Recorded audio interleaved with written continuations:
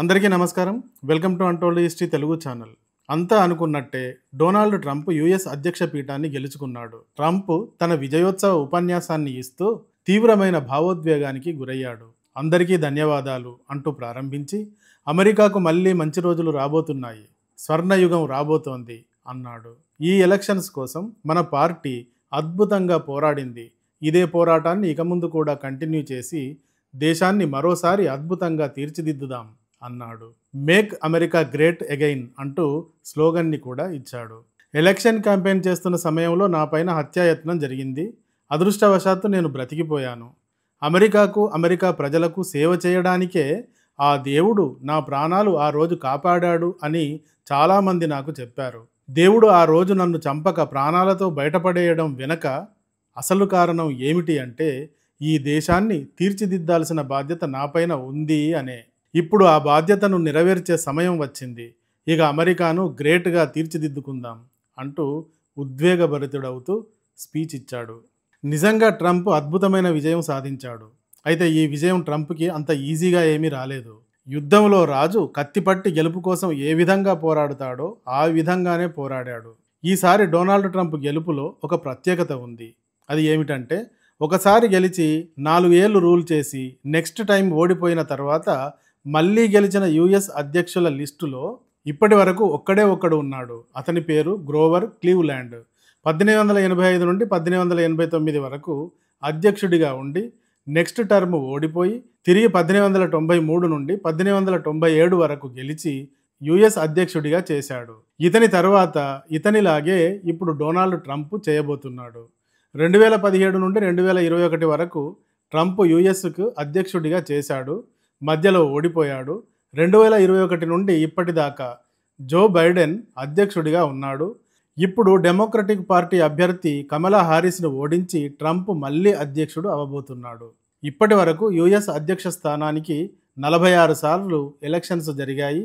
అయితే ఒకసారి గెలిచి ఒకసారి ఓడి మళ్ళీ గెలిచిన వారు ఇద్దరు. ఒకరు గ్రోవర్ క్లీవ్లాండ్, మరొకరు డొనాల్డ్ ట్రంప్. ఇది ఈ ఎలక్షన్స్లో డొనాల్డ్ ట్రంప్ సృష్టించిన ప్రత్యేకత. వాస్తవంగా డెమోక్రటిక్ పార్టీ అభ్యర్థి కమలా హారిస్ ట్రంప్ని టైం దాకా బాగా భయపెట్టింది. ఇద్దరిలో ఎవరు గెలుస్తారో చెప్పలేని పరిస్థితి ఏర్పడింది. కానీ ట్రంప్ ఈ పరిస్థితులను అన్నింటినీ తలక్రిందులు చేసి మొత్తం మీద తానే గెలిచేశాడు. ట్రంప్ ఈ విధంగా ఘన విజయం సాధించడానికి 10 ముఖ్యమైన కారణాలు ఉన్నాయి. ఇవి చాలా ఆసక్తికరమైన కారణాలు. వీటిని గురించి ఒకటిగా చెప్తాను, వినండి. యుఎస్ అధ్యక్ష స్థానం అంటే ఆషామాషి కాదు. ప్రపంచానికే రారాజు లాంటి పదవి ఇది. సో ఈ పదవిని దక్కించుకోవడానికి ట్రంప్కు ఉపయోగపడిన కారణాలు ఏవైతే ఉన్నాయో అవి ఏదైనా గెలవాలి అనుకున్న వారికి ఎవరికైనా ఉపయోగపడతాయి. మొదటి కారణం పాపులారిటీని సాధించడం.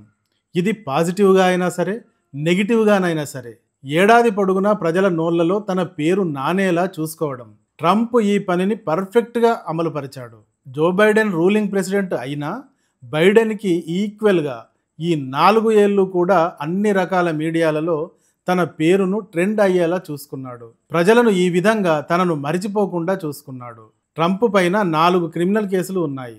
ఆయన ఓటమి తర్వాత 4 ఏళ్ళు కూడా ఈ క్రిమినల్ కేసులు ఆయనతో పాటే కొనసాగాయి. 2020లో జరిగిన అధ్యక్ష ఎన్నికల ఫలితాన్ని మార్చే ప్రయత్నం చేశాడన్నది ఒక కారణం. తన పదవీకాలం ముగిశాక సీక్రెట్ డాక్యుమెంట్స్ అనధికార ప్రదేశంలో ఉంచాడు అన్నది రెండోది. 2021లో క్యాపిటల్ భవనంపై జరిగిన దాడిని ట్రంపే ప్రేరేపించాడు అని, డెమోక్రటిక్ లీడర్స్ని నిరసన కార్యక్రమాలు జరపండని ప్రేరేపించాడన్నది మూడవది. న్యూయార్క్లోని తన వ్యాపారాలకు అనుకూలంగా ట్యాక్సులను తగ్గించడం, భూముల విలువను తప్పుగా చూపడం లాంటి విధానాలకు పాల్పడ్డాడు అన్నది నాలుగోది. ఈ 4 రకాల క్రిమినల్ కేసుల వల్ల ఈయన గత 4 ఏళ్లుగా మీడియాలో ట్రెండ్ అవుతూనే వచ్చాడు. అయితే అతని నేరం నిరూపించబడి శిక్ష పడితే గాని ప్రజలకు అతను నేరస్తుడుగా కనబడతాడు. లేదంటే అతను కేవలం నేరాలు ఆరోపించబడిన వాడిగానే కనబడతాడు. సో ఈ విధంగా నెగిటివ్గానే అయినప్పటికీ ప్రజల నోళ్లల్లో ట్రంప్ అంటూ పేరు నానింది. ఇక రెండో కారణం ఎలక్షన్ క్యాంపెయిన్ సందర్భంగా అతడిపైన హత్యా ప్రయత్నం జరగడం. ఇది టోటల్ యుఎస్ అంతటిని సానుభూతిని కలిగించేదిగా మార్చింది. ప్రత్యర్థులు తాము గెలవలేమని, ట్రంప్ గెలుస్తాడు అని తెలుసుకొని ట్రంప్ని లేపేస్తే తప్ప తమకు విజయం దక్కదని భావించి ఇలా ట్రంప్పై హత్యాయత్నం చేశారు అని ప్రజలకు ట్రంప్ పట్ల సానుభూతి దీనివల్ల కలిగింది. ఇది ఏ దేశ రాజకీయాలలోనైనా మామూలే. తండ్రి చనిపోతే అతని సానుభూతితో గెలిచేవారు ఉంటారు. కాలు విరిగింది అని చక్రాల కుర్చీలో కూర్చుని క్యాంపెయిన్ చేసి గెలిచేవారు ఉంటారు కదా. ఇలా నెక్ ఆఫ్ మూమెంట్ భారీ సానుభూతిని ట్రంప్ తనపైన జరిగిన హత్యా ప్రయత్నం నుండి పొందాడు. ఇక మూడవది అమెరికా ఆర్థిక పరిస్థితి. ఈ 4 ఏళ్లలో అమెరికాలో అన్నింటి ధరలు ఆకాశాన్ని అంటాయి.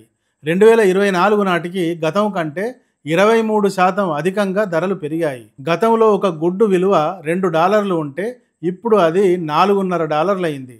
ఇంకా బ్రెడ్, పాలు లాంటి గ్రోసరీస్ అన్నీ కూడా 30 నుండి 40% దాకా పెరిగాయి. ఈ పెరిగిన ధరల పట్ల అమెరికన్లు తీవ్ర అసంతృప్తికి లోనయ్యారు.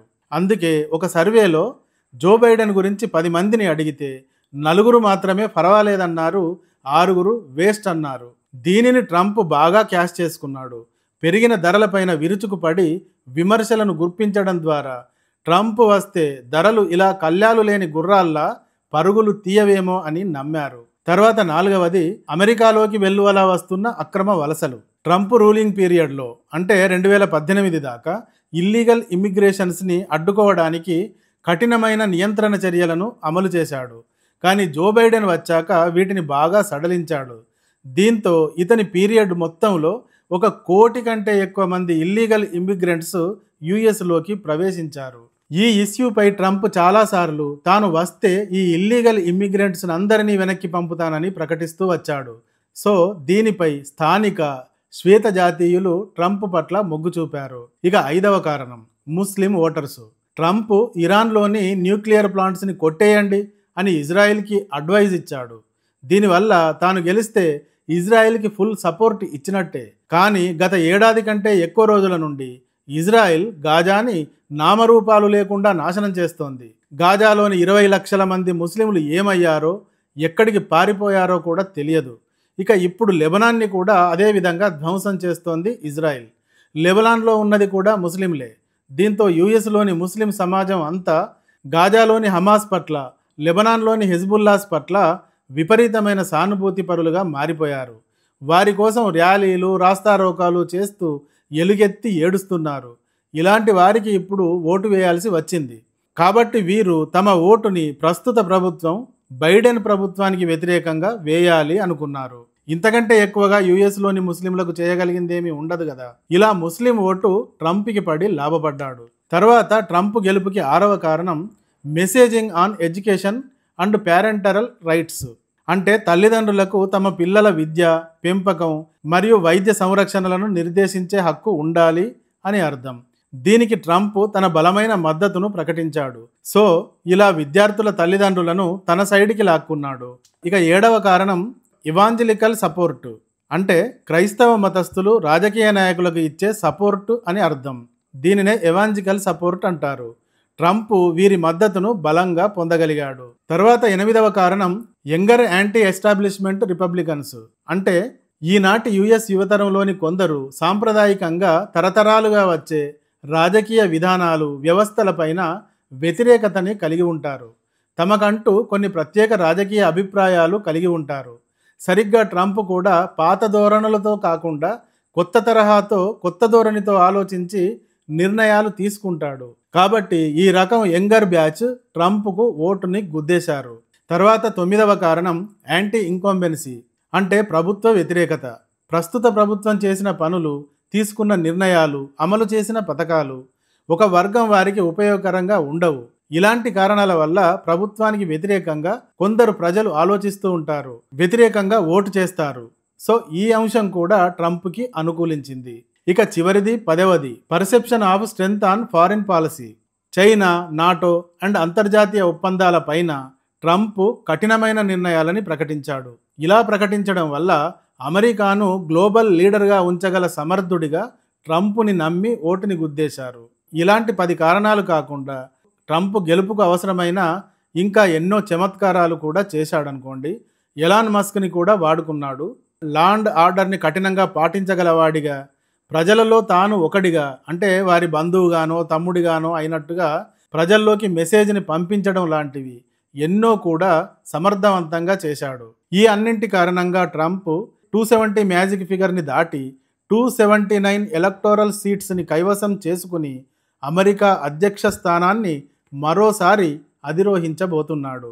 ఈ వీడియో కానీ నచ్చితే ఒక లైక్ ఇవ్వండి. అలాగే ఇంతవరకు మా ఛానల్కి సబ్స్క్రైబ్ చేసుకున్నట్టయితే వెంటనే సబ్స్క్రైబ్ చేసుకోండి. ఇలాంటి వీడియోల నోటిఫికేషన్స్ కొరకు బెల్ ఐకాన్ని కూడా క్లిక్ చేయండి. Thank you for watching.